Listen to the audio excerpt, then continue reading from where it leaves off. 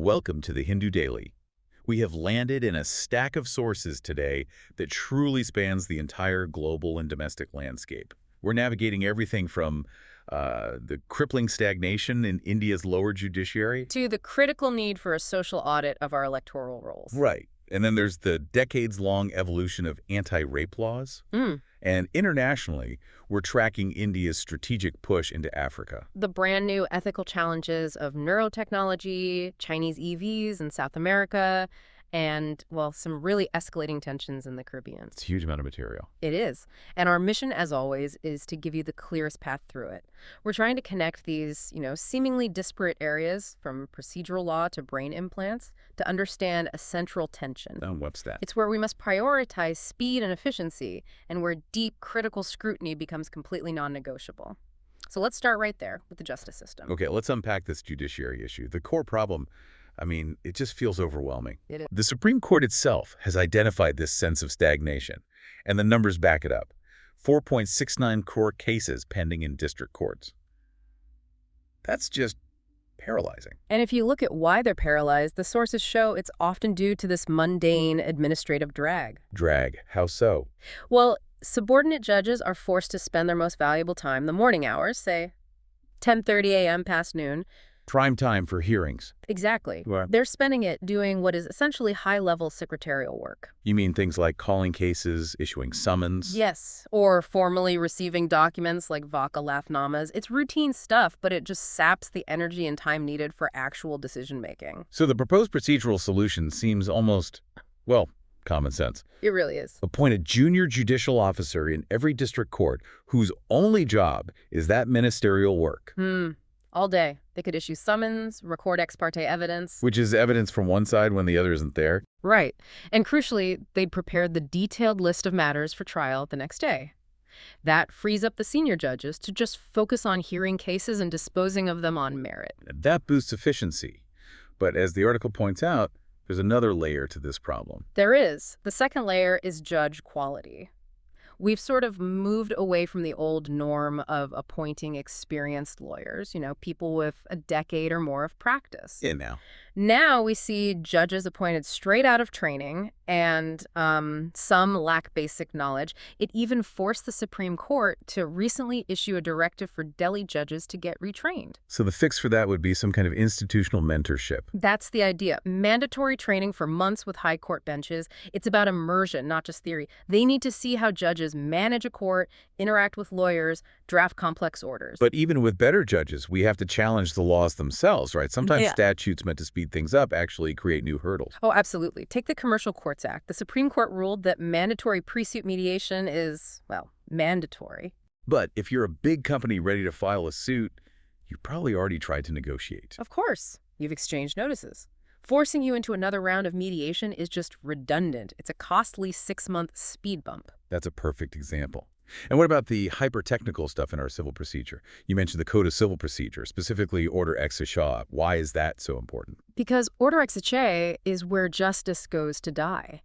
Execution is the process of actually getting what the court awarded you. Enforcing the decision. Exactly. And Order Ex Aequo contains 106 hyper-technical rules that the person who lost the case can misuse to just delay. It's built-in obstruction. So what litigants need isn't just a fast trial. They need a quick end to the whole thing, a quick termination of proceedings so they can actually get what the court promised them. That need for strategic focus leads us really well into foreign policy.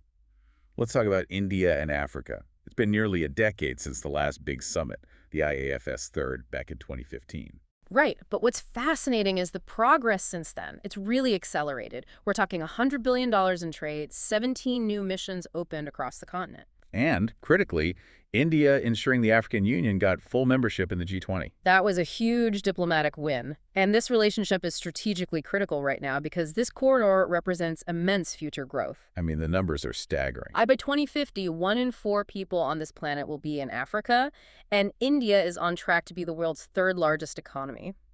Our cumulative investment is already around $75 billion. And the philosophy has shifted, hasn't it? It's not just transactional aid anymore. No, it's very much build together, focusing on shared outcomes. And you can see that collaboration in action.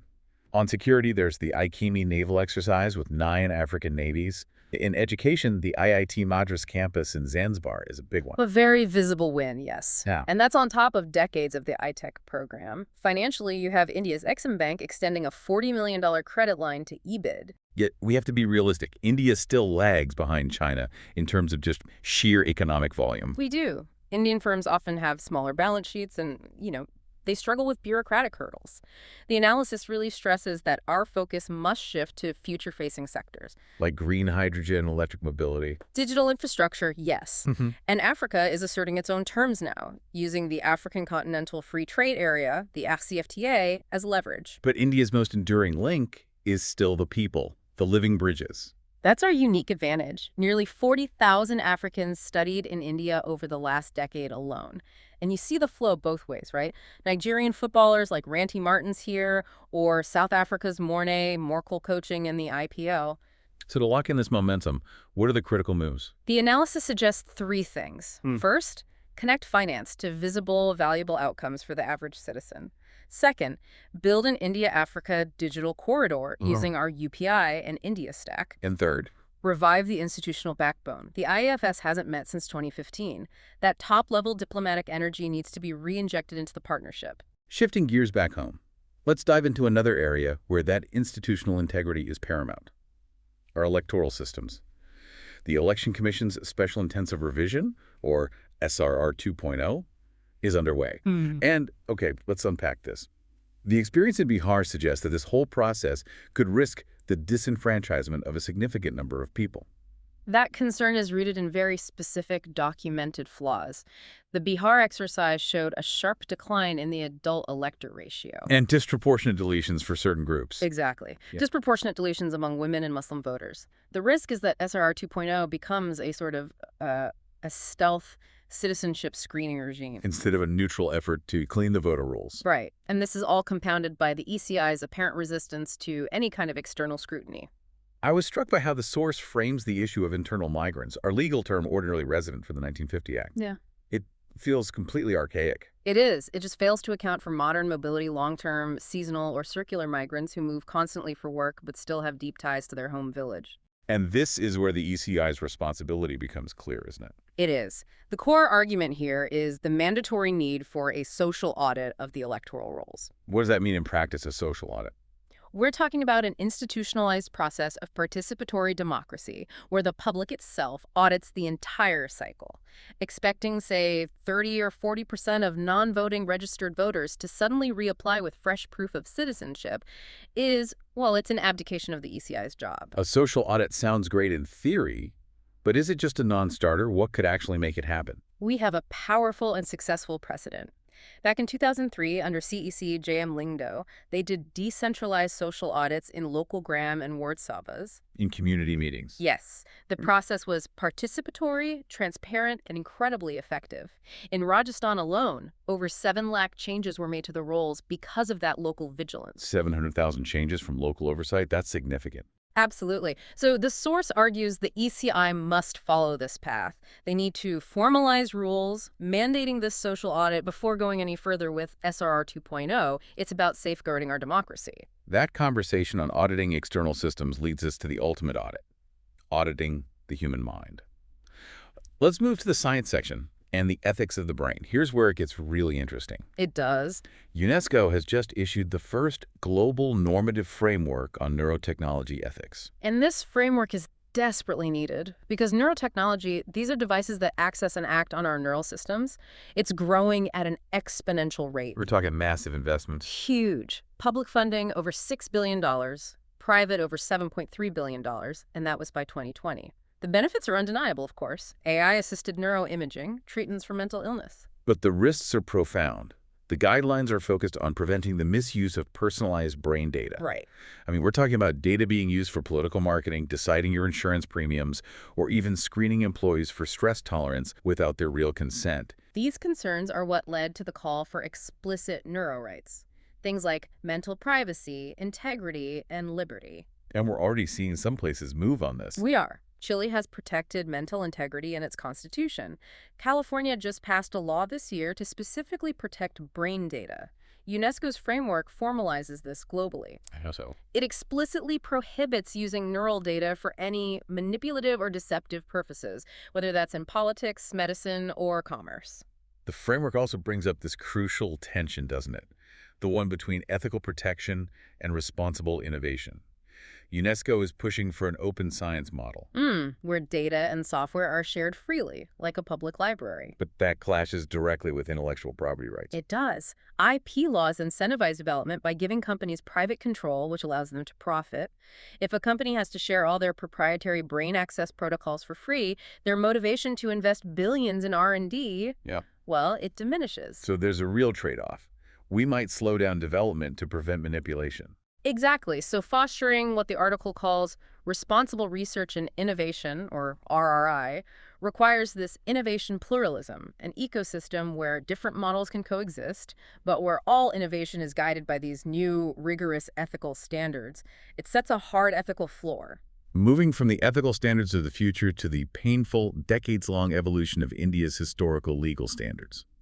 Let's look at the trajectory of anti-rape laws, which begins with what a sitting CGI recently called a moment of institutional embarrassment. The 1979 Supreme Court acquittal in the Mathura rape case. Right, the case of Tukaram versus State of Maharashtra. That was a truly shocking finding. The court basically concluded that this teenage tribal girl, detained late at night in a police station, had consented because there were no visible marks of physical injury. It's a complete failure to understand the power dynamics at play. A total failure, equating submission in a coercive environment with genuine consent. That verdict was a lightning rod, wasn't it? It ignited the women's rights movement. Immediately. The turning point was a letter in September 1979 from 4 intellectuals who just explicitly pointed out the difference between submission and consent, challenging the judiciary's flawed, patriarchal understanding. And that pressure led directly to the first major legislative change. The 1983 Criminal Law Amendment Act. This created a separate offense for custodial rape, and crucially, it shifted the burden of proof. From the survivor to the accused. Yes, once sexual intercourse was established, the onus was on the accused to prove consent. And then subsequent amendments followed more public outrage. After the Banwari Devi case, we got the Vishaka guidelines for the workplace. Then the massive overhaul after the 2012 Delhi assault, the 2013 Criminal Law Amendment Act. Which broadened the definition of rape. Broadened the definition, explicitly clarified that silence or a feeble no is not consent, raised the age of consent to 18, and mandated punishment for police or hospitals who fail to act. And after the Unnao and Katu cases, the 2018 amendment imposed even stricter penalties, including the death penalty. But the source raises a critical question. Do stricter penalties actually work? That's the tension. While the death penalty addresses public anger, it carries a severe documented risk. It can incentivize the perpetrator to kill the victim to hide the initial crime, ensuring there's no witness. So the law is still struggling to find the right balance. It's a decades-long struggle to define consent, and we have to keep scrutinizing if these fixes actually lead to safer outcomes. Which brings us to the most recent change, the 2023 Bharatiya Nyaya Sanhita, the BNS. The BNS tried to make sexual offenses gender-neutral for both victim and perpetrator, and introduce uniform punishments for gang rape of victims under 18. It also added new offenses, like sex under the false pretense of marriage. The whole trajectory is a profound legal journey. Let's pivot sharply now to global commerce and the EV revolution in South America, where Tesla is largely absent. I love the anecdote about the Peruvian entrepreneur who had to fly to California in 2019 just to buy a Tesla. And then used a fork stuck in the soil for grounding to charge it. Right. That past feels ancient compared to today. Oh, completely.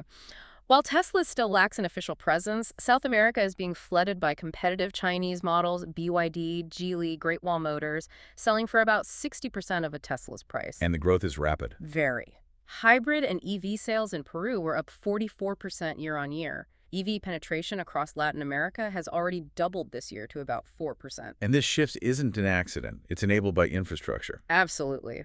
The new Chinese-built port of Chancay in Peru is a game changer.